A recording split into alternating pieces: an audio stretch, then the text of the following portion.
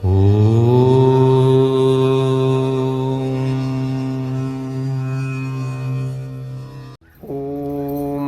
सदाशिवसमारम्भां शङ्कराचार्यमध्यमाम् अस्मदाचार्यपर्यन्तां वन्दे गुरुपरम्पराम्।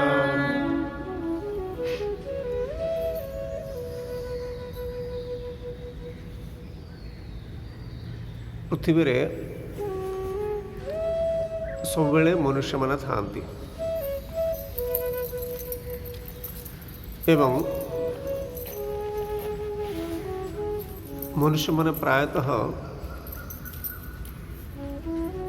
कर्म करी खाई पी बची जाती सबु समय मनुष्य माने आज नुहे सबु समय से जो समय जो प्रकार काम थाए जंगल भितर हो कि सहर हो जहाँ को जो काम मिलला से कर्म करी खाई पी की बचती से भितर किए बड़ सान ए प्रकार सब चिंता रखिकी ईर्षा द्वेष भय काम क्रोध ए प्रकार विभिन्न प्रकार भाव नहीं कि से जीवन बीती जाए प्रायतः सबु मनुष्य सर्वत्र पृथ्वी सारा कहीं से ही जीवन बोलिकी से धरी नहीं था।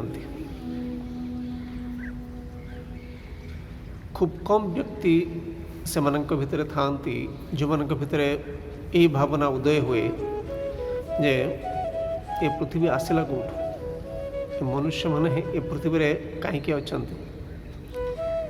मृत्यु पर कौन हुई ईश्वर माने कौन खूब कम लोकों भितर ए प्रकार भावना उदय हुए से आमर शास्त्रकार माने कहते गतानुगतिको लोकाः न लोकाः पारमार्थिकाः गतानुगतिको लोकाः लोक माने एमती बंची जाते तो जो किछि व्यक्ति माने किछि ना किछि अच्छी किछि ना किछि शक्ति अच्छी जहाँ नथिले ए जगत रहंता नहीं से व्यक्ति माने ताकर इच्छा मानू पूर्ण करने विभिन्न प्रकार देवादेवी शरणागत होता विभिन्न प्रकार सबु संस्कृति पाइबे पृथ्वी सारा तेणु विभिन्न इच्छा माने से जो उदय हुई से इच्छा मान पूर्ण करने प्रार्थना करती देवादेवी शरणागत अर्थ हो प्रार्थना करने से पूजन करवा कष्ट दूर पाई प्रार्थना करवा तो से व्यक्ति माने आस्तिक आम कहीपर अदृष्ट शक्ति को से विश्वास करती से कर्म करुता अन्य मान परी किंतु से विश्वास अदृष्ट शक्ति रे थाए तो सही प्रकार विचार संपन्न व्यक्ति मानक पई सबु समाज रे किछि ना किछि कर्म विधान कराई ईश्वर संबंध में किछि ना किछि कहा जाइछि कौन ईश्वर से कौन करि पारिबे ए संबंध रे कहा जाइछि एवं जेहेतु प्रायतः से जहाँ जहाँ भी कहुई संस्कृति मानकरे मनुष्यकृत प्रायतः केवल वेद को छाड़ी देकी बाकी सब मनुष्यकृत मनुष्य माने ही से सब कर तेणु से बुद्धि जहाँ भान है जहाँ जानिले से तार आधार से कहते जे ये भाव में पूजन कले एमती फल हम इत्यादि स्वर्ग मध्य कथा संबंध में कहती कहीं ए पृथ्वी रे थाऊ थाऊ कहीं भी कष्ट दूरे जापर ना कष्ट भोग ही भोग विभिन्न असुविधा भोग ही भोग तेणु पृथ्वी रे बंची थाऊ थाऊ सुखी होवार संभावना नहीं बोलिकी से भितर पशि जाए से हिसाब से कहते तो विभिन्न प्रकार चिंतन हवा स्वाभाविक कहीं दृश्यमान विषयवस्तु नुहे जी जगतर सृष्टिकर्ता से जेहेतु सर्व प्रत्यक्ष नुहे समस्ते ताकू जानी पारुना देखि पारुना तेणु विभिन्न प्रकार कल्पना हेबा स्वाभाविक भगवान कौन करिपारिबो कौन करिपारिबो नहीं विभिन्न प्रकार कल्पना है से भली लोक मानक पई जो माने अलौकिक उपर विश्वास करती ईश्वर विश्वास करती तांको पई वेद वेदर अर्थ होची ज्ञान विद धातुर अर्थ होची ज्ञान वेद अर्थ होची ज्ञान तो से जगार अलौकिक विषय वस्तु संबंध रे कहा जाइए अलौकिक उपाय यज्ञस्य स्वरूपे द्वे द्रव्यम देवता च यज्ञ कर्म गुड़ाक विधान कराई वेदरे एवं तार स्वरूप होची यज्ञर स्वरूप होची द्रव्य एवं देवता देवतांक उद्देश्य रे अपन द्रव्य देवे निर्दिष्ट इच्छा पूर्ण करने संकल्प तेणु जहाँ जहाँ भी मनुष्य मानकर इच्छा उदय होती देखु वेद कौन कहते जहाँ जहाँ भी मनुष्य मानकर इच्छा उदय होती से सबू को पूर्ण करने जो अलौकिक माध्यम देइछंती सेटा हला वेद कर्मकांड वेद को आम दुई भाग विभाग कर पारिबा कर्मकांड एवं ज्ञानकांड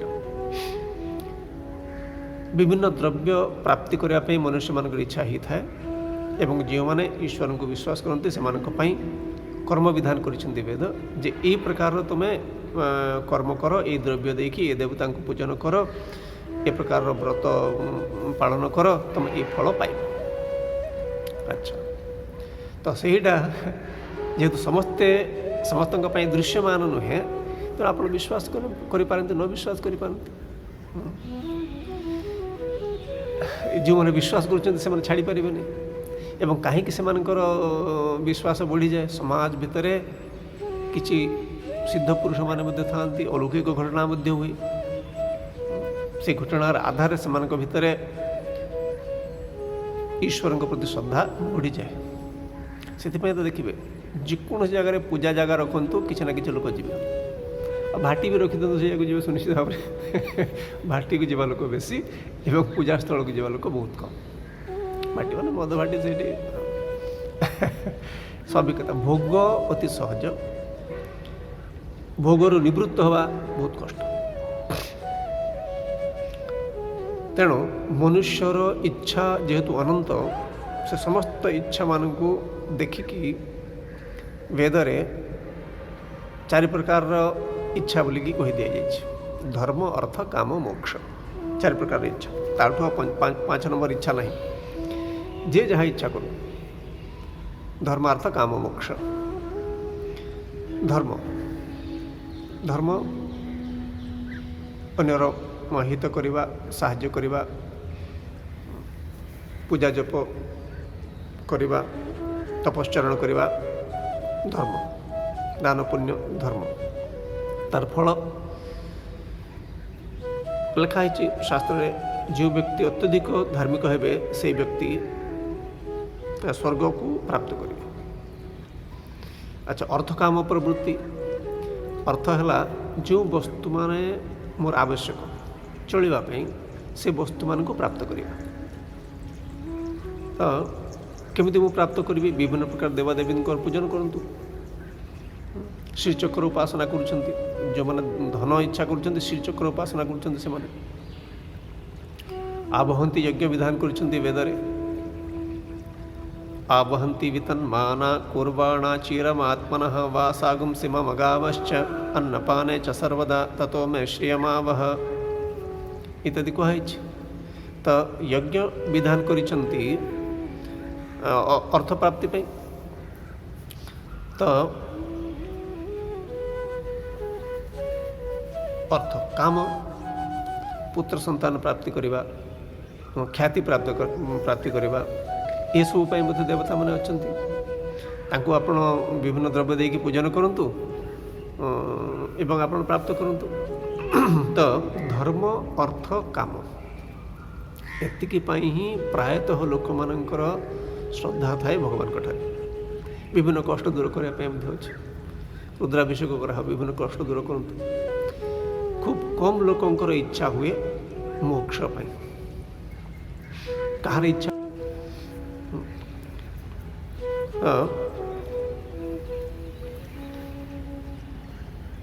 जो व्यक्ति माने धर्म अर्थ काम को चाहती ना तांको पे मोक्ष। तो मोक्ष संबंध में मध्य वेदर विधान कराई को जगह उपनिषद, उपनिषद को वेदांत कहा जाए एवं वेदांतर विषय वस्तु जहाँ अर्थात उपनिषद विषय वस्तु जहाँ से विषय वस्तु गीतार मध्य। से गीतार शेष प्रत्येक अध्याय शेष कहुई इति श्रीमद् भगवद गीतासु उपनिषत्सु आम देखा उपनिषत्सु उपनिषद विषय वस्तु जहाँ भगवद गीतार विषय वस्तु सी।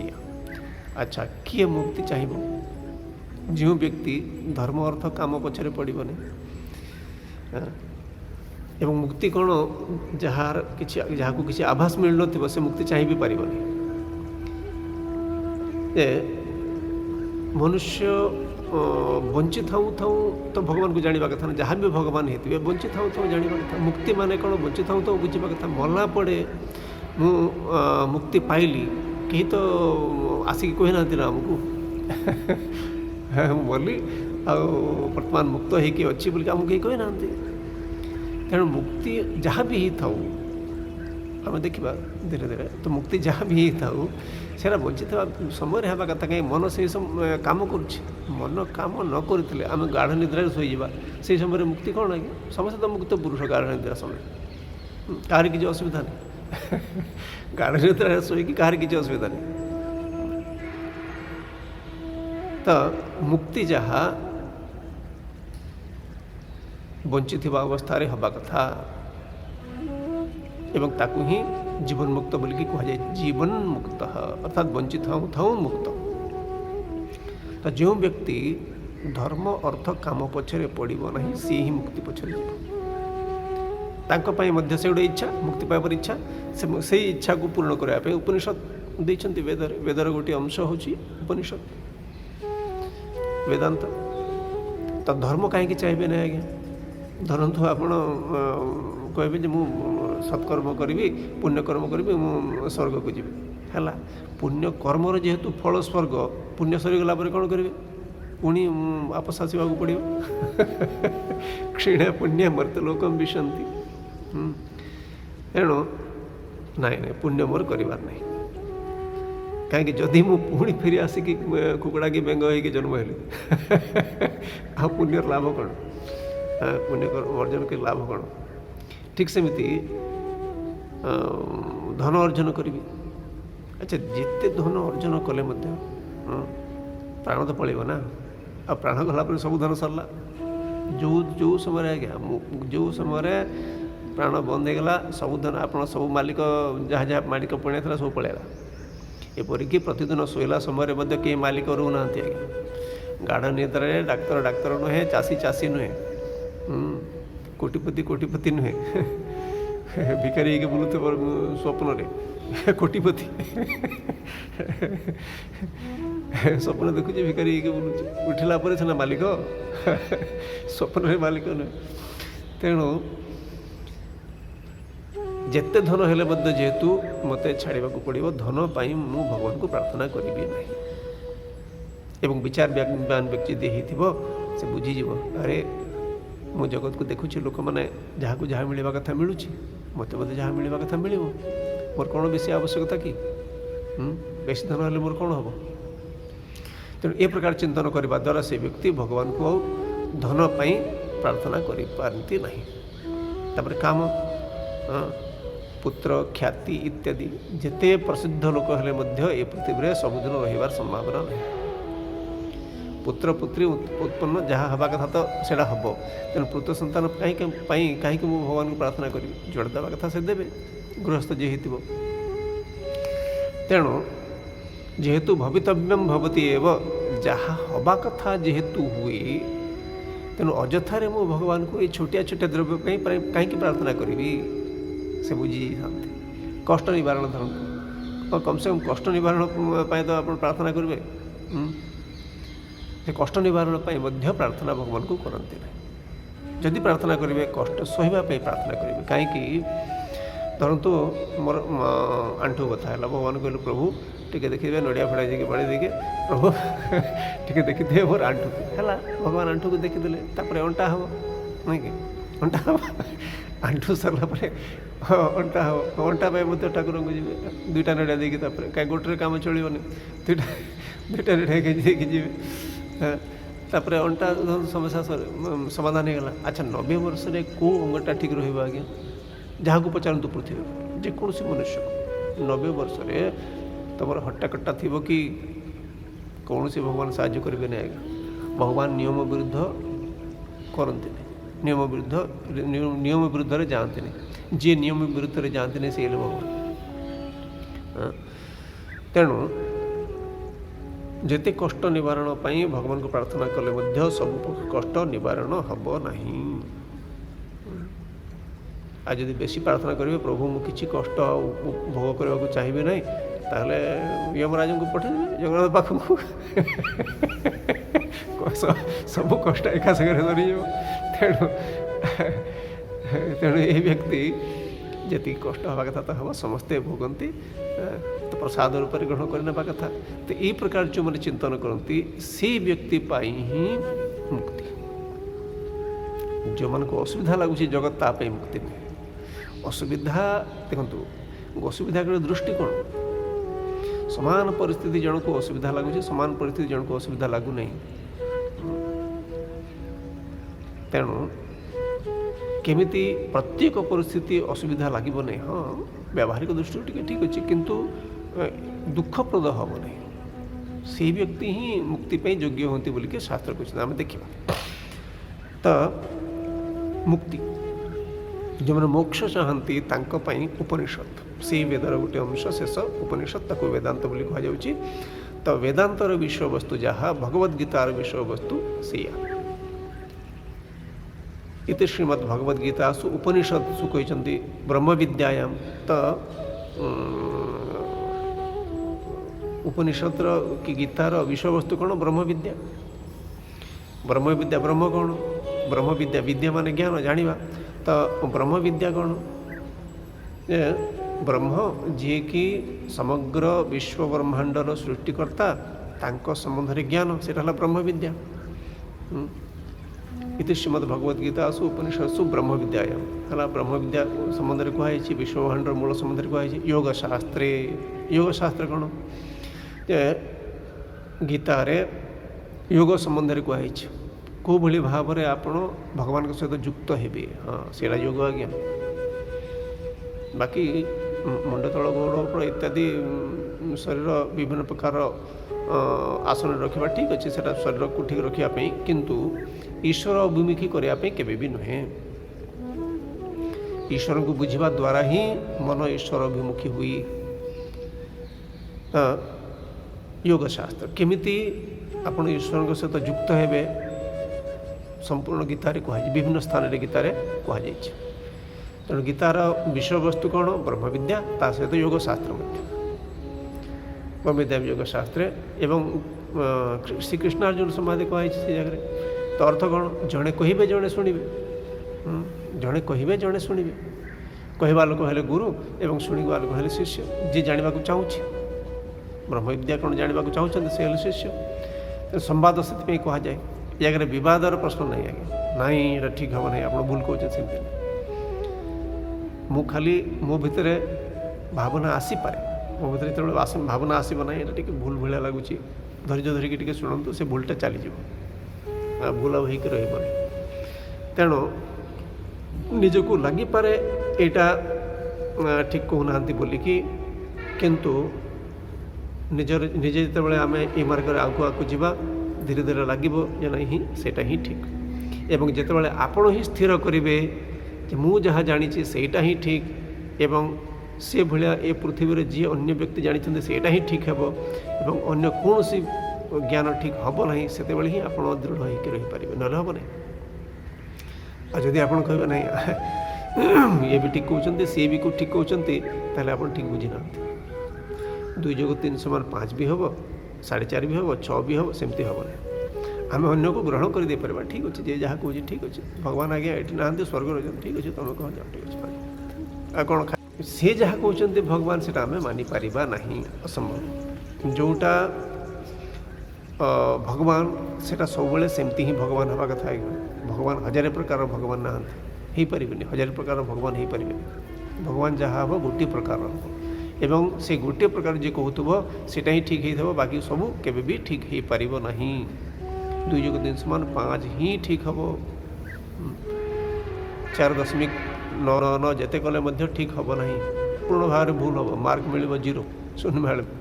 ତେଣୁ ଭଗବାନ ଯାହା ହେଇଥିବ ସେଇଆ ହିଁ ହେବ, ସବୁବେଳେ ସେଇଆ ହିଁ ହେବ। ଅତୀତରେ ଭଗବାନ ଯାହା ଥିଲା ବର୍ତ୍ତମାନ ମଧ୍ୟ ସେଇଆ ହିଁ ହେବ। ଅତୀତର ଆକାଶ ବର୍ତ୍ତମାନ ଆକାଶରେ କୌଣସି ପାର୍ଥକ୍ୟ ନାହିଁ, ଅତୀତର ସୂର୍ଯ୍ୟ ବର୍ତ୍ତମାନ ସୂର୍ଯ୍ୟରେ କୌଣସି ପାର୍ଥକ୍ୟ ନାହିଁ। ଠିକ୍ ସେମିତି ମୁକ୍ତି ଯାହା ହେବ, ଭଗବାନ ଯାହା ହେବ, ସବୁ ସମୟରେ ସେଇଆ ହିଁ ହେବ। ମାର୍ଗ ମଧ୍ୟ ଯାହା ହେବ ସବୁବେଳେ ସେଇଆ ହିଁ ହେବ। ଦୃଢ଼ ହେଇଯିବା କଥା ଏଥିରେ, କୌଣସି ପ୍ରକାରରେ ଅନ୍ୟଥା ହେବାର ସମ୍ଭାବନା ନାହିଁ। କୌଣସି ପ୍ରକାରରେ ଭଗବାନଙ୍କର ସ୍ୱଭାବରେ ବଦଳିବାର ସମ୍ଭାବନା ନାହିଁ। କାହିଁକି ଜଗତର ବିଭିନ୍ନ ପ୍ରକାର ପରିବର୍ତ୍ତନ କରିଛନ୍ତି ମନୁଷ୍ୟମାନେ, ଭାବନା ପଶି ଯାଇପାରେ।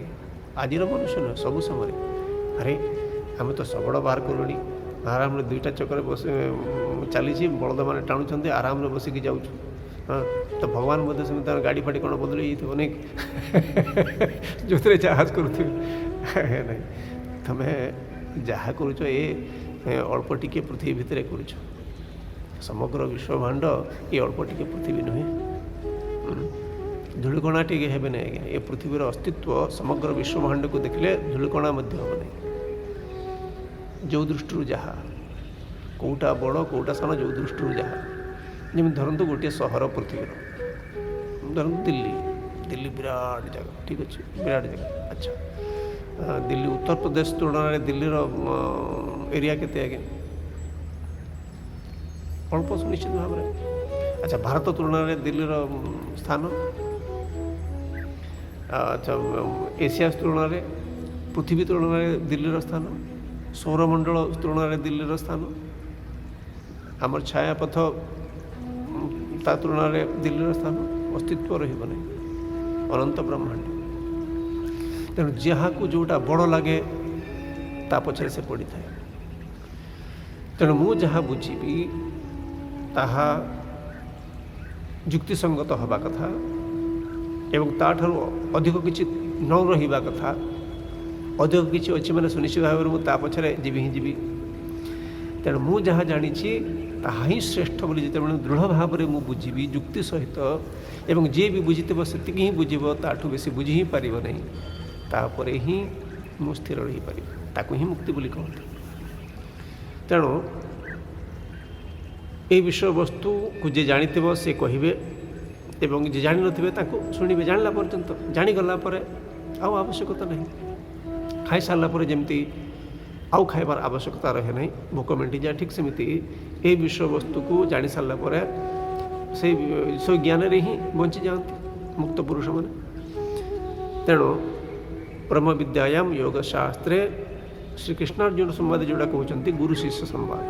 ସମ୍ବାଦ ଅର୍ଥ ହେଉଛି ଜଣେ କହିବେ, କ'ଣ କହିବେ, ସେ ଯାହା ଶାସ୍ତ୍ର କହିଛନ୍ତି ଆଜ୍ଞା। ସେଥିପାଇଁ ତ ଏ ପରମ୍ପରମ୍ ଆମର ନିଜର ଏ ବିଦ୍ୟା ନୁହେଁ। କୌଣସି ବ୍ୟକ୍ତି କହିପାରିବେ ନାହିଁ ଯେ ମୋର ଏଇ ବିଦ୍ୟା ବୋଲି, ମୋର ଆକାଶ ମୋର ସୂର୍ଯ୍ୟ ବୋଲି କହିଲା ବେଳେ। ତ ଆମେ ଯାହା ବି କହିବା ଆକାଶ ସମ୍ବନ୍ଧରେ, ଆଗରୁ ଯାହା କହିଯାଇଛନ୍ତି ଆକାଶ ସମ୍ବନ୍ଧରେ ସେଇଆ ହିଁ କହିବା। ଭଗବାନଙ୍କ ସମ୍ବନ୍ଧରେ ଆମର ଆଚାର୍ଯ୍ୟମାନେ ଯାହା କହିଯାଇଛନ୍ତି ଆଗରୁ ସେଇଆ ହିଁ କହିବା, ତାଠୁ ବେଶୀ କିଛି କହିପାରିବନି। ସବୁ ସମୟର ଗଣିତ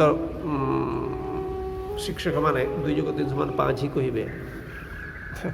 ତେଣୁ ଗର୍ବର କୌଣସି କାରଣ ନାହିଁ। এই ବିଦ୍ୟାର ଯେ ଅଧିକାରୀ ହେବ ତାର ଗର୍ବର ସମ୍ଭାବନା ହିଁ ନାହିଁ। କାହିଁକି ଆବହମାନ କାଳରୁ এই ବିଦ୍ୟାର ପ୍ରବାହ ଚାଲି ଆସିଛି, ଏବଂ ବିଧାତାଙ୍କର ଦୟା ମୁଁ ଜାଣିଛି, ଏତିକି ହିଁ ଦୃଷ୍ଟି ରହିବ। ତେଣୁ ଅନ୍ୟ ସବୁ ବିଦ୍ୟାରେ ଆମେ ଏଇଟା କହୁଛୁ, ଅନ୍ୟ ସବୁ ବିଚାରଧାରାରେ, ବେଦାନ୍ତକୁ ଛାଡ଼ି ଅନ୍ୟ ସବୁ ବିଚାରଧାରାରେ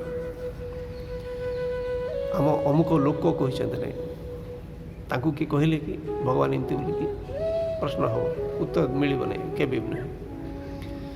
तेणु से वेदरे कर्मकांडर विधान करिथांती एवं से वेदरे मुक्तिर मध्य विधान करिथांती जे जहाँ चाहते करतु एतिकी ही हम जो मैंने अलौकिक को विश्वास करते से भितर एतिकी ही इच्छा उदय हम धर्म अर्थ काम मोक्ष। तो संवादे कृष्णार्जुन संवादे बोल के भगवान कहते गीतार। अच्छा तो गीतार विषय वस्तु जहाँ उपनिषदर विषय वस्तु से उपनिषद मंत्र आकार था एवं गीता भगवान व्यास ताको श्लोक आकार रचना कले। अनुष्टुप छंद त्रिष्टुप छंद दुईटा छंदे बांधिदेले गीता को। तो द्वितीय अध्यायर 11 नंबर श्लोक भगवान उपदेश देवा आरंभ कर उपदेश देवा अर्थ हूँ जणेवा आरंभ कर भगवान कौन केमती कौन मुक्ति कौन केमती चलो केमती कर्म कर प्रत्येक कथा वितर्क गीता। तो से जणेवा चाहती 11 नंबर श्लोक ता पूर्व जहाँ कहुई प्रथम अध्याय एवं बाकी 10टा श्लोक द्वितीय अध्यायर से मनुष्य मानकर समस्यार उपस्थापन करा एवं से समस्यार समाधान केमती हम तापर दि जाए 11 नंबर श्लोक। किंतु जो व्यक्ति को समस्या नहीं तापाई मुक्ति नहीं आज्ञा मनुष्य मैंने निजर समस्या को आविष्कार करती ना करें कौन टी चाकरी पाकले आओ चिंता नहीं बढ़िया बोली भावते तो पिलाटा बाहगला कि निजे बाहगला बहुत बढ़िया बोली कि भावते संतान जन्मगला बहुत बढ़िया चिंता नहीं बोले जो मैंने ये जगत को चाटू था से मुक्ति नहीं आज्ञा केबे भी नहीं। जगत को जे भोग करे से ही मुंड बाड़ाए देखो तो जगत को भोग करुवा लोक मुक्ति नहीं जगत को व्यवहार करुवा लोक मुक्ति अच्छी प्रायतः लोक मैंने जगत को भोग करते ये विद्या नुहे से शुणी पारे। हाँ केमिति आम आज्ञा जो विचारवान व्यक्ति केमिति भोग कर से जानुची रहिबो नहीं केमिति अतिशय भोग कर हाँ खाइला बेले को टिके मीठा लगे ठीक अच्छे कि जानुची से रही पारे सब ये जगत में केमिति भोग कर से तेणु जोटा असंभव विवेकी व्यक्ति सब संभव अविवेकी व्यक्ति केते को जिनस को लोक मैंने बहुत बढ़िया कहते जहाँ जो सब विभिन्न प्रकार वस्तु अच्छी जगत में जे जहाँ को बड़ बड़ी कहला एटा बढ़िया जिनस एटा बढ़िया जिनस कि कलरा को बढ़िया कहूँ कि काकुड़ी को बढ़िया कहूँ कि बैगण को भल कहूँ विभिन्न जिनस भगवान दे तो जगत को जे भोग करे जगत रे मोहित हो जाए थाए तापाई ब्रह्म विद्या नुहे। तेणु द्वितीय अध्याय एमती गोटे परिस्थिति देइछंती भगवान उपस्थापना कर व्यासदेव युद्ध क्षेत्र जे कि तुम जेजे बापा गुरु निजर भाई बोल से विरुद्ध रे युद्ध कर माने तुम मरब अथवा से मरबे भावुन आज्ञा परिवार जब सेपटे 2-4 जन था आप एपटे था ए 2 जन भितर हणाकटा होता श्रद्धालु पुणी परिवार केमती लगे। तेणु कष्ट परिस्थिति रे निजर चित्त केमती हुई देखते मोहग्रस्त अर्जुन मोहग्रस्त है जे मु निजर लोक मान केमती मारि मोहग्रस्त है तो शोक मोह जहाँ कि मनुष्य मानकर प्रतिदिन घटना जीवन प्रतिदिन भाव सृष्टि भितर से शोक मोहरु ऊर्ध्व को जीवाई ब्रह्म विद्यार उपदेश देउछंती भगवान व्यास। तेणु प्रथम अध्याय अर्जुन विषाद युग विषाद मान दुख युग प्रथम अध्याय दुख युग प्रारंभिक स्तर साधक मैंने दुखी हो जाती हम जे दुखी हम नहीं एम जापर प्रारंभिक स्तर पर से सुख देव। तो जेहेतु जगत को व्यक्ति विशेष माने बहुत भोग करते ये संबंध में चिंता कला बेलू भीतर भय सृष्टि हुई मुझे कष्ट कर सब कमाणी कर सब जान तो जगतर लक्षण तो एमती तो परिवर्तन होवार संभावना नहीं ତେଣୁ ଯେଉଁ ବ୍ୟକ୍ତି ଜୀବନର ଲକ୍ଷଣକୁ ବୁଝିଛନ୍ତି ଏବଂ ଧର୍ମ ଅଧର୍ମ ସଙ୍କଟରେ ପଡ଼ିଛନ୍ତି ତାଙ୍କ ପାଇଁ ଗୀତା କହିଛନ୍ତି ଭଗବାନ ସବୁ ବ୍ୟକ୍ତି ଆଜ୍ଞା ପ୍ରାୟ